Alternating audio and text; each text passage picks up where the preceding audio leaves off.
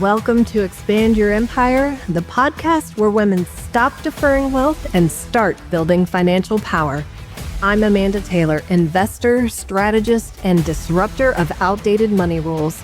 It's time to own your worth, grow your assets, and build a legacy that lasts.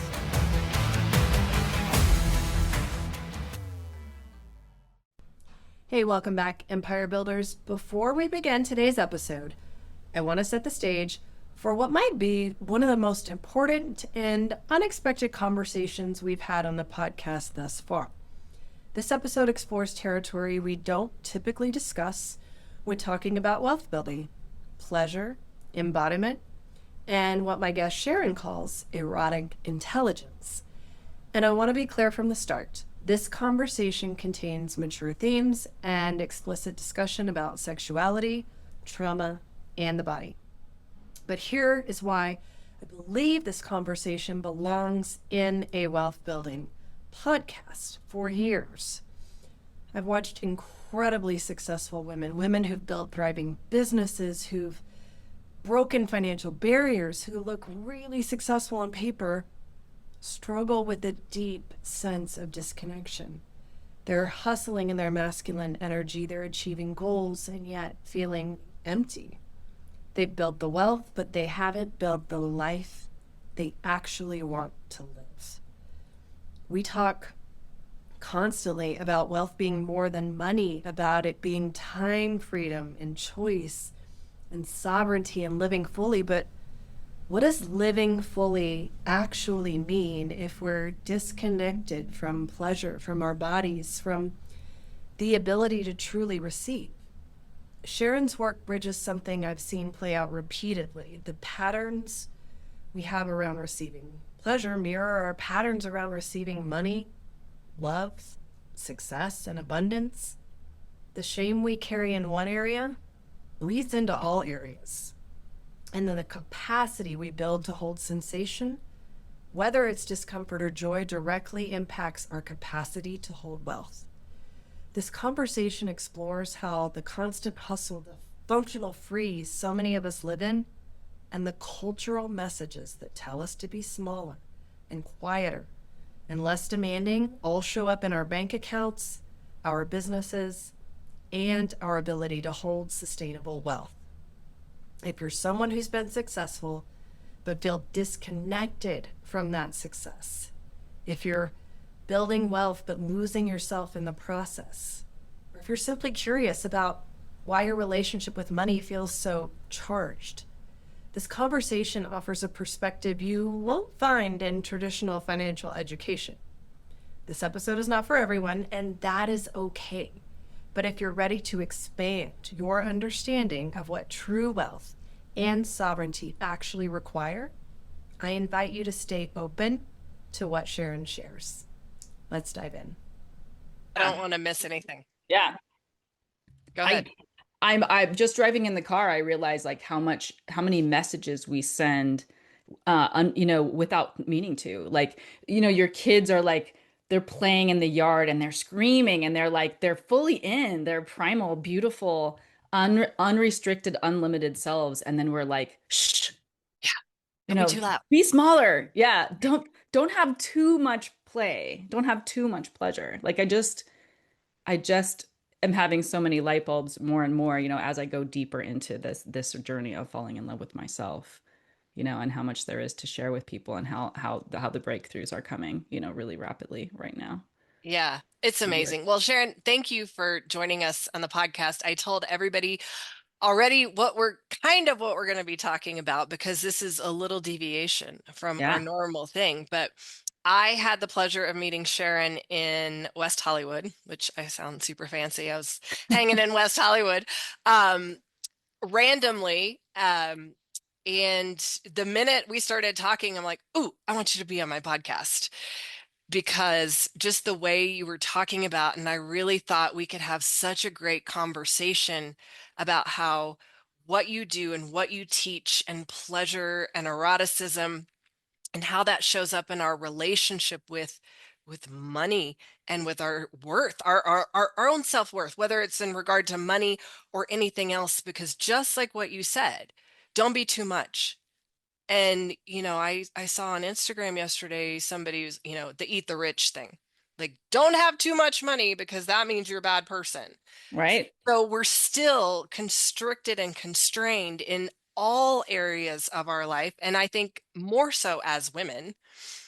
And so I think this is just going to be a fantastic conversation. We've been taught to suppress or apologize for um, all of these Or that things. it's selfish. Yeah, that it's Yeah. selfish to want more. It's selfish to want Yeah. luxury. It's selfish to want pleasure in life, and that it's an indulgence or something Yeah. that needs to be controlled or rationed, or that it's a reward Yeah. instead of being the actual lens through which we are meant to live and thrive in our lives. That's amazing. So tell me how you got here. Like what short version, long Sure. version, I don't care. We got all day. How did you get here?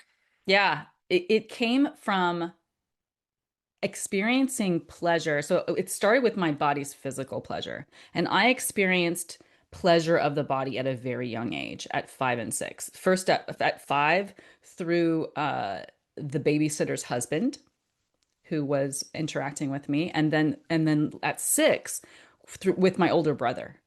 And while like clearly those interactions were wrong and I couldn't consent to them and I didn't fully understand what was Mhm. happening, but my 5 and 6 year old body did exactly what it was supposed to do. It experienced pleasure from those experiences. And this is like the controversial thing that, people are afraid to talk about. Yeah. But I have finally, so she was taught, she, the 5 and 6 year old me, was taught to feel ashamed and to feel fearful of that pleasure because that was the way that it would be kept a secret. And so I got the impression at 5 that my arousal and my pleasure was a threat to my safety, to my Mhm. sense of belonging, that people would abandon me or punish me if I was caught having that much pleasure. And then that, even as I matured and became a sexually available adult, it meant that when my body became aroused, it shut down. And this was before I was really aware of the cycle Sure. itself that was happening. And then that not only translated to like my erotic body, but like to every aspect of my life. So if any piece of my life, I worked for Walt Disney, I was a writer in video games and comic books. I had this amazing life. But if my life got to a certain kind of joy threshold or pleasure threshold, I would self-sabotage it because it was really a protection mechanism. It was just my 5 and 6 year old self trying to protect me from experiencing that threat of abandonment and not belonging. Yeah. And so you've made an entire Yeah, platform. platform Yeah. out of Yeah. teaching other people how to embrace and experience pleasure. Yeah, because I believe that pleasure is a technology. I believe that coming from video games, I have this interesting framework for myself, which is that we are all in a video game. We are the god of each of our games. And Mhm. that really our conscious awakening journey comes when we realize we're also the game designer, that we're not just the player character, but we're the game designer. And we get to decide how the rest of our life unfolds. And we're meant to be gods at play. Like we are the god of the game. Our body is the console of this game, and not just in terms of pleasure literacy, like I'm suggesting that we should be looking through pleasure as the lens through which we live and thrive, which I do believe, but Mhm. also like learning the vernacular of the console of your body. Not just in pleasure, but like your body will tell you. It'll tell you yes, it'll tell you do that, it'll tell you don't do that. That's part of the body as the console. And then I believe that our pleasures are the cheat codes to the game. Because if we believe, and I do, that we're all meant to sort of like have an experience, live through our own hero's journey, and then kind of share that wisdom and leave it behind as legacy, then how do we ever know we're on the right path? And I think pleasure is the answer to the question. If we're pursuing our pleasures, the things that make us feel alive, Mhm. then we are on the path, and it will automatically, continue to uplevel our consciousness. It will call in our highest timeline, and it will reveal our dharma, if it's not already Yeah. clear to us. And so what is the opposite of pleasure? Mm, I think relief. Like for me, pleasure and safety or Mm. pleasure and relief are on two opposite sides. Okay. Because people will chase, this whole like shadow work, it's a really popular thing to be doing, and it's certainly an important part of, let's say, the healing journey, if that's Hmm. how we're framing the journey, as healing. But shadow work really is about a relief of suffering or establishing safety. And you certainly have to move through that kind of a baseline in order to get to pleasure. But pleasure and relief are not the same thing. And people will live their whole life in this cycle of I just need to create safety, or I just need to be relief. I just need to feel relief from this pain. And they think that That's that's the ceiling to reach for. ah, okay. I like that. That is different. Yeah. Relief from pain is not pleasure. Yeah, and we train our nervous systems, like if we're always after relief then and safety, then that is what it will train to be looking for. And then we miss out on this quantum leap that we can be applying to our lives, Mm, where we skip the shadow work, because the shadows, anything, once we start to pursue our pleasures, and we have our sights clear ahead of us, that we're pursuing our pleasure and this is what it's going to look and feel like, then anything that is not aligned with that vision will come up anyway. So the shadow work sort of comes up anyway, but you're mm, no longer in the hamster wheel of I have something to fix. It's or that the journey of growth is never ending. Yeah, you can tell yourself those stories, but then that's exactly what your psyche and your ego mind, what your ego complex will look for constantly, instead of like, wow, maybe today gets to be twice as amazing as yesterday. And maybe tomorrow gets to be double that. Like what becomes possible, yeah. right? When you're asking a bigger question than, can I find safety? Right. Because I was talking to another guest about a week ago about how so many of us are in this functional freeze state, this zombie state of just survival. I just need to get through to the next thing. And that's just, I think, a universal thing that we're Yeah. in right now. And you are really challenging that and like, let's get out of that. Let's pursue a better way. And I can't help but think if we all did that, what an amazing life we would have instead of just treading water Yeah. every day. So where and I mean, I know personally, I talk about money, obviously. I talk about wealth, and a lot of, our money story and our blocks and all these things, a lot of it is shame-based. And that comes, that is systemic, it is global, it is familial, it is cultural. There's all the things that come into it. And is that the same with pleasure? Like, is there a root cause? Is it, but it just seems like no matter what culture, religion, race, family you grew up in, there is that stigma around pleasure. What is that? Where did that come from? I think it comes from the history of us surviving. Yeah, We're living in a unique time where, yes, of course, there are still people in survival, in places where survival is a very real thing. And there are also places where we are well beyond the notion of yeah. survival. And And we refuse to admit it or and acknowledge it. and we have to, I think we also have to name the religious past, where the dogma and the cultural narrative was that spirituality and sexuality, for example, can't live in the same Right, space, or that pleasure is an indulgence, or it needs to be controlled or rationed, because if they didn't do that, then they would lose power, right. right? The religious institutions would lose power. So certainly, I think it's worth naming that as well in the Absolutely. background. Absolutely. When people hear the word erotic, Yeah, they tend to think it's just sex, purely sexual. But yeah. how do you define erotic energy and why do you see it as essential to this fully expressed life and not separate from success or wealth? Because it's literally the energy of the cosmos. Like your erotic energy, when you are aroused by something, and you can choose whether that arousal is received by the body as physical pleasure or erotic pleasure. I choose to, because that just fucking feels good. But that anything you desire, as soon as you get turned on by a thought, or like you start to like salivate at the thought of like the meal that's coming up, Mhm. like all of that is creation energy. So Hmm. it's literally, you literally change your vibration. You both raise it and expand it and fine tune it in a way where you are now poised to use that energy for anything you want, anything you might want to create. Like just a funny example is I used to get writer's block when I was writing a writer for comic books and video games, and of course I would hit writer's block. This was before my channeled writing. And when I was stuck creatively, I would go self-pleasure.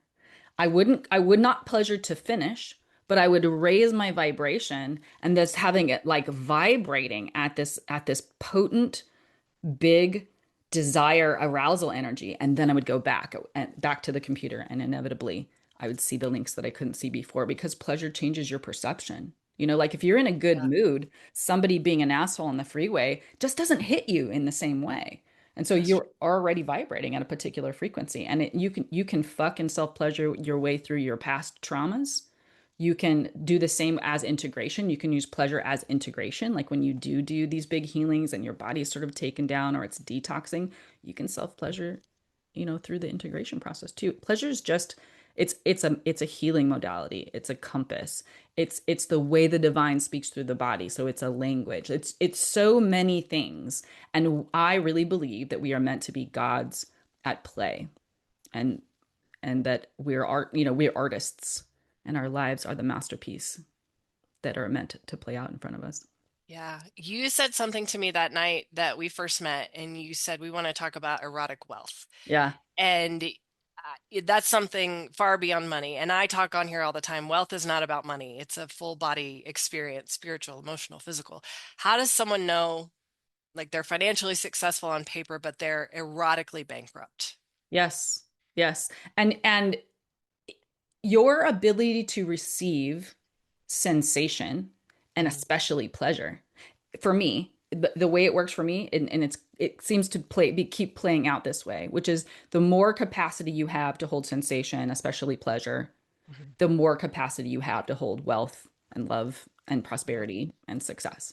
So those women, because it's a common thing, right, for these women to be in their masculine. They've been hustling and pushing and like making things happen, and they become completely disconnected from their feminine embodiment energy and Yep. their connection to their creation self. Yep. And of course, it doesn't happen with just women, but that's probably the large part of your followers. But Mhm. so what happens is it's worked. Using pain and shame and all these things has worked up to now. So it's like a really big leap to realize that in fact the journey could be more easeful and more full of pleasure. And the kind of ceiling that you end up cracking in every level of your life, because it will end up applying to every level of your life, is really extraordinary when you start to get back to your erotic self and your own arousal. And I do it through a lot of self-worship. And it doesn't even just mean like, again, like making nights where I self-pleasure myself. Well, it's certainly part of it. I have goddess nights where I cook for myself and I dress for Mhm. myself and I touch my body and I say nice things to it and I pleasure and I do use sex magic and erotic alchemy. But it also means like I don't ever drink from a can or a bottle anymore. Like I always pour even my water into like a beautiful glass, and it's like me honoring myself. So self-worship, like people do all of these like self-care practices, especially like really dynamic and successful women, like the ones that no doubt follow Mhm. you. But the self-care itself, they think the self-care itself, the act of the doing of it, is the thing that's supposed to make them feel better. But if they're not present to the receiving of the gift from themselves in that self-care, if they're not inhabiting the moment with Mhm. presence and joyful receiving, then that's why the self-care isn't landing, and that's why they find themselves still burning out. This is okay. I want to have this conversation. You brought something up, taking the time, right? Women carry the second shift load, they call it globally. I mean, we've got the caretaking, the cooking, the decision making, we have decision fatigue. Um, Economists say that that equals like $11 trillion globally of the unpaid work that women are doing just overall. So, of course, we have kind of disconnected from pleasure just to keep going on that hamster wheel, you called it. So what do we do? How do we prioritize that time when, yes, high achieving women, we're operating in our masculine, we're taking care of this, we're doing that, we're starting businesses at rates, faster than men, we're earning our way into these positions.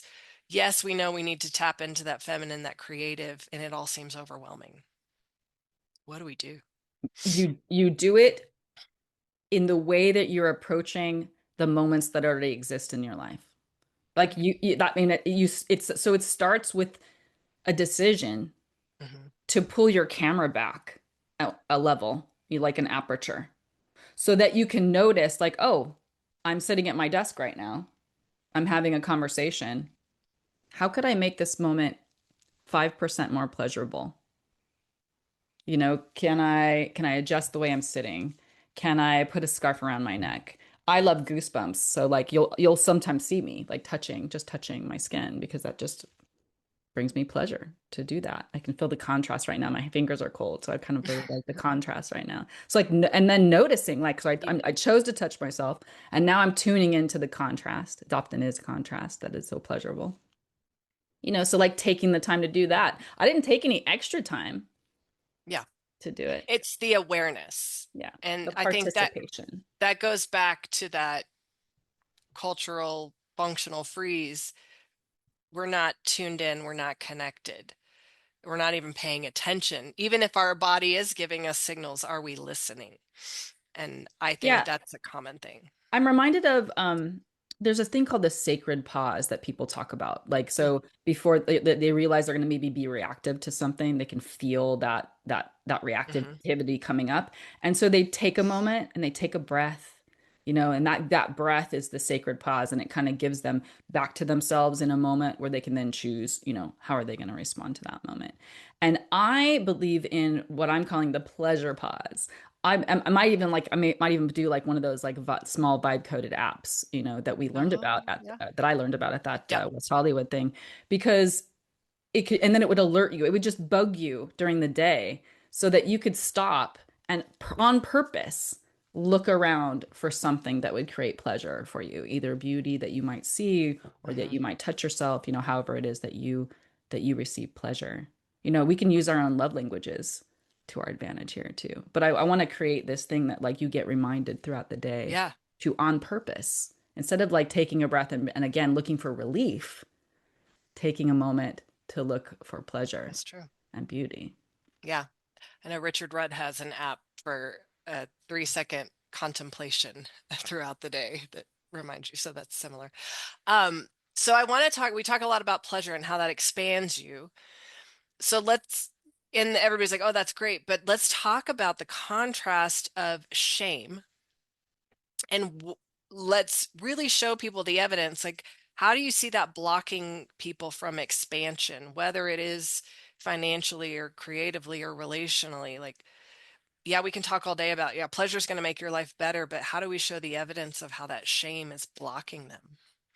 I mean, it goes down to even simple things like how do you receive a compliment, right? So like if you're deflecting a compliment or you need to make sure that you told somebody that you bought that dress, if you're Guess proving how yourself much? one way or the other way, right? Because I often would prove myself by saying I bought it at Target, like Yeah. because that was important, or I could say I bought it at Louis Vuitton, like, but either way, it's like you're feeling like you need to justify one way or another or prove yourself one way or another. So like in the small ways that that's you rejecting receiving.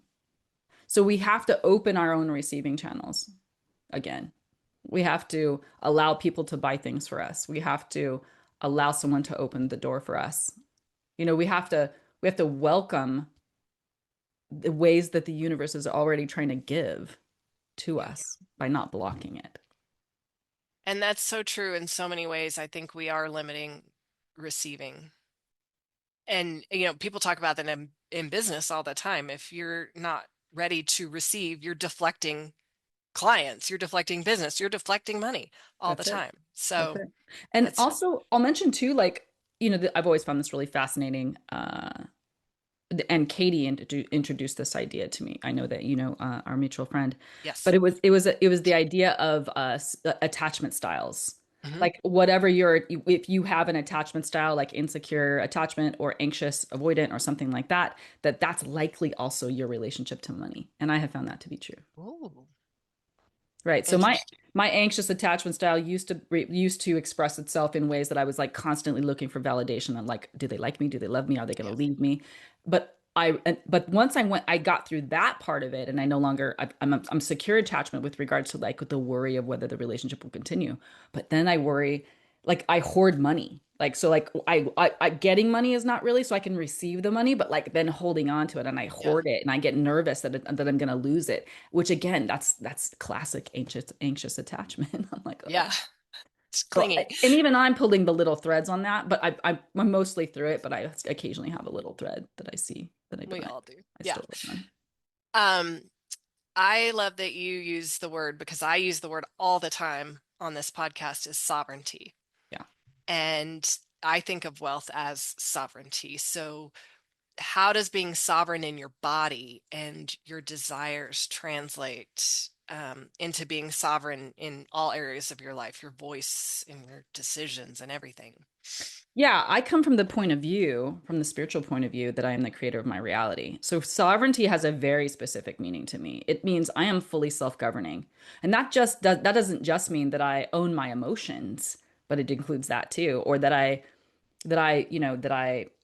decide when and how to honor my body or myself, but it means that I actually take responsibility for everything that occurs in my reality. If I'm the creator of my reality and I believe that everything that happens in it is me projected out and reflected back to me, then I take full responsibility for like the way wealth or the way prosperity or the way my relationships are playing out in front of me. And if I want to see a change in my reality, then I go within to make that change Yeah. and then watch it reflected out that way. So fully self-governing, fully sovereign, in Hmm. that everything that happens in my reality is a message and an alert, and gives me information on how I can tweak the way that like the beliefs that obviously are radiating out subconsciously, or the conflicts that are happening are reflective of conflicts within, but also in this by the same token, like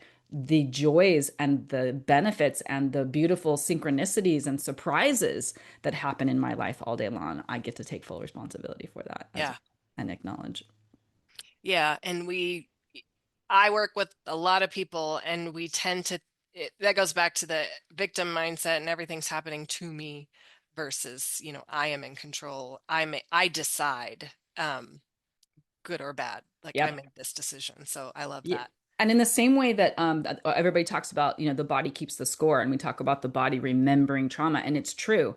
People forget it also remembers all of your joys and every moment every joyful moment and every orgasm and every beautiful moment of ecstasy. It also remembers that. And so you can bring back those memories. You can recall a memory from childhood where you felt safe and loved and ecstatic, and you can use that to counter a moment of fear or shame.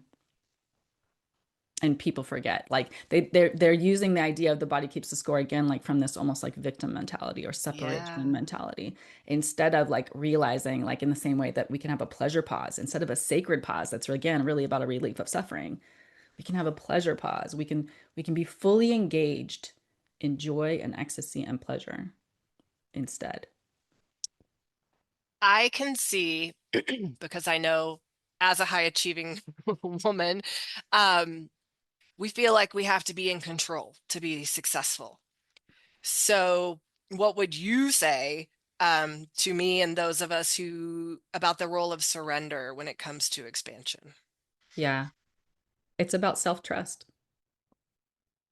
I remember this 3 month period of time in my life where I nurture multiple relationships and polyamorous, and I'm also a leader and educator in the alternative lifestyles communities. So at this time, I remember I was reaching out to certain partners, uh, and then, like I would reach out at the last minute and they couldn't get together with me or something, and I would take such a big hit. And I remember wondering, like, what was I looking for when I reached out to them? I just started to ask myself those questions, like, because I was trying to control something. Yeah. And I finally started to be able to pick apart like what the actual unmet need was that I was reaching out for. Sometimes I was reaching out because I really just wanted to feel desired by one of my partners. I wanted to feel sexy. Sometimes it was because I wanted to feel pampered or prioritized. Sometimes it was I was just bored and wanted some socialization. Sometimes I wanted to like feel like I was like having more purpose, like more life's purpose, and I like and I'm just reaching out for that to feel like more meaningful. And I once I started to pick apart like what my needs were, then I started to say, okay, well, is there a way for me to meet that need from the inside out before I reach Mhm. out for a partner? Could I meet it from within? So, like, if I wanted to feel sexy and desired, then I put on sexy lingerie and danced in front of the mirror with music on. If I wanted to feel pampered, I would give myself an Epsom salt bath and a pedicure and like do give myself a facial. So I started to respond to my own needs, Yeah. but not being reliant on everyone else to take care of them for me, because when they weren't available, then what happened? So in this 3 month period of time, my own life completely changed because, and I built this incredible depth of self-trust and realizing like I can respond to literally anything that comes up in my life. And once I had crossed that threshold again, like it was no longer this like reaching outward for anything. And as soon as you stop Mhm. reaching outward is when like the magnetism, Yeah. It comes to you. comes online. And as soon as I did that, then I was like, oh, now I can reach out to partners for these needs. But I am fulfilling it from the inside out. I'm not grasping for anything. I know I'm fully capable of meeting that myself. And now my ask is better. So now when I go to a partner and I say, man, I've been feeling like a little out of touch, and I'd really love to feel sexy and desired tonight. Would you come over and make and help me feel sexy and desired? I mean, they're like, fuck yeah, I will. Like, or if it's just touch. Like sometimes it was just touch. I was feeling touch starved, and I had friends that would come over, and we would just have cuddle dates and watch TV together. But again, I could be like, hey, I'm feeling touch starved. Would you come over and we can watch another couple episodes? And again, like they're like, fuck yeah. Like the ask is so much better, and it's in some ways it's vulnerable. They Yeah. receive it as vulnerable. It's not doesn't feel vulnerable to me to ask these things anymore, but it's a better ask. It's more integrous, and their yes, is clear, and they're there for you. It's just a very powerful.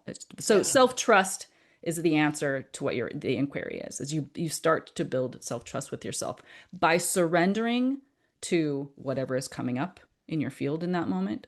You know, it probably feels really dangerous, the idea of surrendering. So Mhm. just sit in the danger for a moment. Sit in Yeah. that thought of danger and just let that be true for a moment and see what happens on the other side of that. And again, like incrementally training your nervous system to not collapse and uh like again like increasing your window of tolerance. Yeah. People think the paradox around this is that pleasure feels more dangerous to the body than pain. I Mhm. mean, it's it's so wild. But Yeah. I know because I had the experience myself. But we know how to get through pain. We're all survivors of one form or another, and so survival and pain feel familiar. But pleasure knocks on a door that could have everything behind it, and we're afraid of our own power. We're afraid of the heights of our own pleasure because we've been taught that it's something to be scared about. And I can't tell you again, like the kind of quantum leaps in my journey that I've made when I started to I started to start reaching for my pleasure edge. That's the way I live now. Mm. What is the edge of my pleasure with regards to anything? It could be bedroom play, it could be food, it could be something else. But how can I keep meeting myself at my own pleasure edge and hold myself there long enough so that my pleasure window of tolerance expands Interesting. and brings it. And that's again that we talked about capacity, like the Yeah. capacity to hold pleasure or sensation is the same as the capacity to hold wealth. And so like that's a direct reference back to that Wow. conversation. Okay. So You said you were in video games and comic books, and so this new work, it required you really to walk away from certain norms, expectations. So what did you have to unlearn personally about worth and success and being quote unquote acceptable in order to live this work? Or was it just totally easy for you to? No, no, it wasn't easy. It took me deciding that to live smaller than my in my full expression was just more painful than the Mhm. fear of the rejection. So again, in that going back to like that window, that 3 month window, when I was feeling, if I started to feel rejected, I turned to myself to make sure I didn't reject to myself. If somebody said they couldn't see me and I had the feeling of abandonment, I showed up for myself again. So I built the healing practice from the inside out by simply never abandoning what was happening for me in those moments.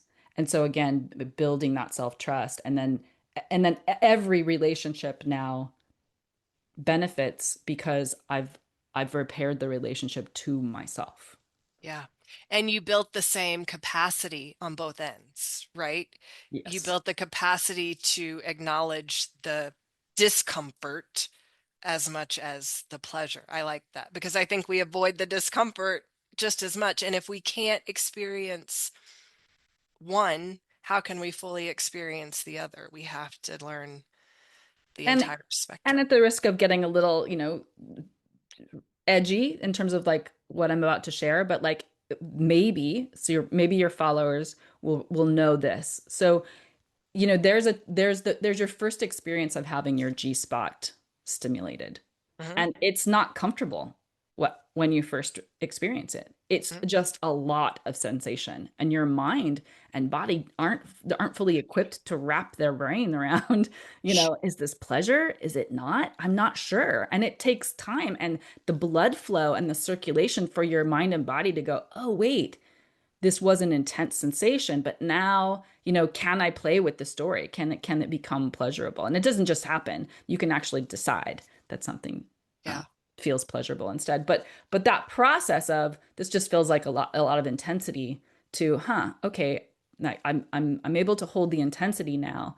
Now can I play with how I receive that intensity, and can I make it pleasurable? And so I believe that kind of process we can also apply here to wealth and pleasure edges, Yeah. pleasure That's expansion. okay.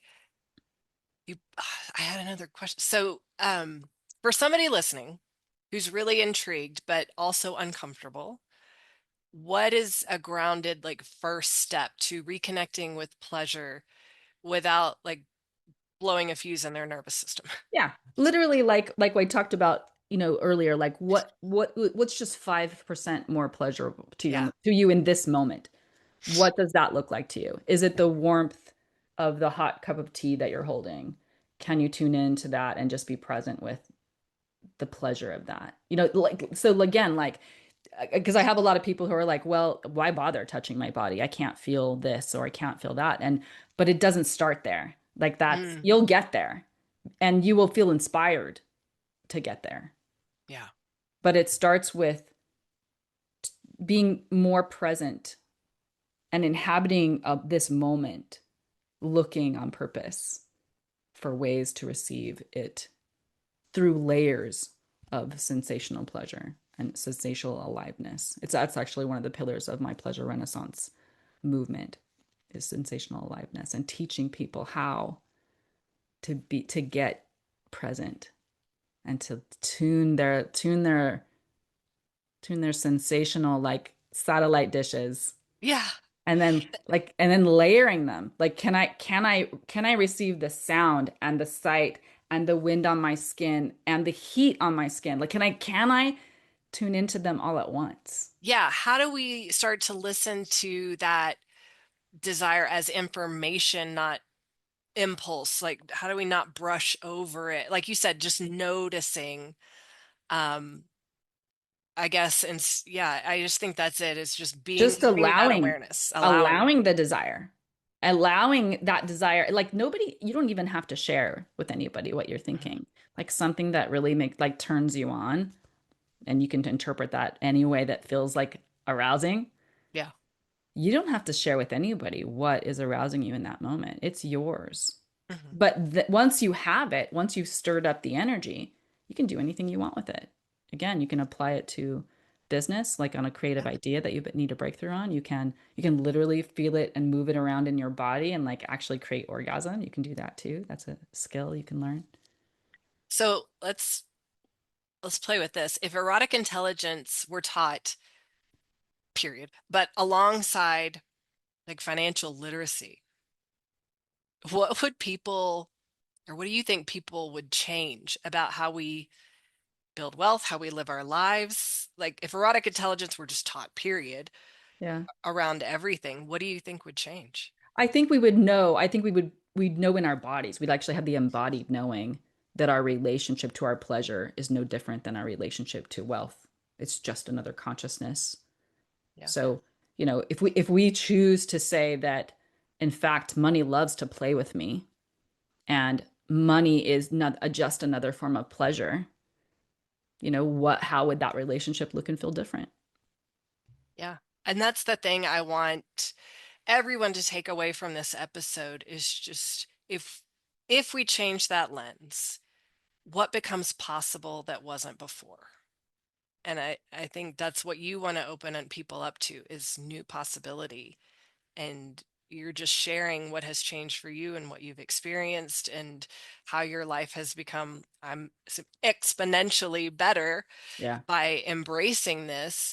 So yeah, tell me about your book, your Hmm. programs. Tell us about everything you're doing right now. Sure. Yeah, I did have a book come out in November called Forbidden Alchemy, Mhm. Transmuting Taboo into Erotic Medicine. And it is really about my shame journey and why digging into like our taboos and the things that we feel forbidden or that we feel like most shamed about, like how those are really again your fastest leap forward on your journey. Because you're going right to the bottom of the Jenga tower to like the core wounds, the core shame wounds that you developed. And then once those blocks are removed, because you are not just like tolerating them, but you're celebrating those desires way at the bottom. And then all of the coping mechanisms that have built on top of that just fall away. So that book is certainly the first of a 6-book codex. There's a second book coming out in February called Flesh and Flame: Pleasure as the Portal to Divine Mastery. And my platform, Life Turned On, is really all about spiritual mastery, but through pleasure. Again, as an erotic mystic, I experience the divine through sensation and my body, rather than, say, like a monk like existence, where for them, spirituality is outside of the body. Right. And then I'm building a membership. I'm still putting the tweaks on what I want that membership to be like, but my gifts are expanding now really into like the group collective field, the energetic Mhm. field of groups. And so I can both hold and maintain and amplify group fields. And so I want to do a membership where we are using actively and consciously using erotic alchemy and sex magic. Like we don't even have to be like tuned in to like the same meeting at the same time of day, but we can all be feeding our Eros energy at the right time and day, and then feeding it into the group energy. And then I again hold it, amplify it, and then move it back out. And then people start to crack through, these ceilings just by being a part of the membership. And then lastly, right now, I have this 12-week program that I'm really proud of that's coming up in the spring. And it's called the Pleasure Frequency Atelier. And an atelier is like an artistic salon, like that was coined over in France for like these groups of like musicians and artists, and people would get together and collaborate and just create together. And I believe that Mhm. we are the artists of our lives and that our lives are these masterpieces for us to play with. And so the Atelier is this 12-week program. It's 6 weeks of active live transmissions, me teaching all of my temple practices with regards to sex magic and erotic alchemy. The 7th week is an actual in-person 3-day retreat out here in the general San Diego, California area, where we actually do like we start to do all of the embodied practices that we've been learning all along, and we really are opening our receiving channels, and again maintaining the group field, because that will hold it. So like if somebody's nervous system wobbles, they can borrow safety from the Yeah. group field. And then once the weekend's over, we have 4 weeks of integration. So I'm still available, but there's less of the active live calls, but I'm there. So again, like it becomes like a checkpoint in a video game so that you never drop behind a certain frequency again. So we maintain that group field for 4 more weeks of integration and then have like a closing ceremony. So I'm really proud That's awesome. of that. It's probably the best offering I've ever created. And I'm really excited. I already have one person signed up for it. So yeah, Fantastic. I'm going to drop in no time. Great. We are going to put everything in the show notes to get in touch with Sharon. I really wanted to have this episode because I talk all the time about the hustle, the grind, and that wealth is meant to buy us back our time, our life, our pleasure. That's why we're pursuing this in the first place. It's not so we can stack on more work and more hustle. So bringing this into the conversation, I think, is important because we have ignored it in pursuit of whatever that success goal is for us, a lot of us, along with all of the shame and all of whatever cultural barriers we have to this. So no matter where you are on the continuum of this erotic wave, just be open to experiencing it, acknowledging it at any point because of that receptivity piece, I think is huge. And if, we talk about it all the time with money, but we have to expand the conversation because it all works together. So, yeah.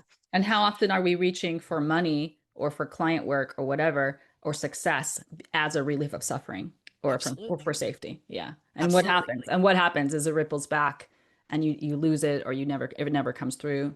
So yeah. And if we're threshold. pursuing it from the lens of pleasure, like you said, Exactly. we're living our best life. Yeah. And there's an abundance of it. Yeah. There's an abundance of it. Yeah. That's awesome. Well, thank you. Yeah. Thank you. I was this so excited to conversation. talk to you. And we're going to kind of be neighbors here in a few weeks. So yeah, I love that. Let's get all the pleasure out of that. Yeah, absolutely. All right. Well, thanks, Sharon, so much for being with us today. Everybody's going to be able to connect with you and get all your amazing wisdom. And I just so much appreciate this conversation today. And until next time, everybody keep building. I hope this conversation expanded your thinking about what wealth actually means and what it requires from us. Sharon's work reminds us that we can't compartmentalize ourselves, that our relationship with our bodies, with pleasure, with receiving, with sovereignty, all influence how we show up in our financial lives, our businesses, and our capacity to build sustainable wealth. If this conversation resonated with you, I encourage you to explore Sharon's work. All of her information, like I said, is in the show notes. Her first book, Forbidden Alchemy, is available now. And her second book, Flesh and Flame, Pleasure as the Portal to Divine Mastery, releases February 3rd. You can also learn more about her programs and offerings at Life Turned On. And if this episode challenged you, made you uncomfortable, or brought up questions, that's valuable too. Sometimes the most important conversations are the ones that push us past our comfort zones. As always, I'd love to hear your thoughts. This was a departure from our typical episodes, and one for me too. And your feedback helps me know what serves you best. So until next time, keep building, not just wealth, but a life that actually feels good to live. I'll see you next time. If this lit something up, share it, review it, and get in the room. Join the Expand Your Empire community and start turning wisdom into wealth. You're not too late, and you're not doing this alone.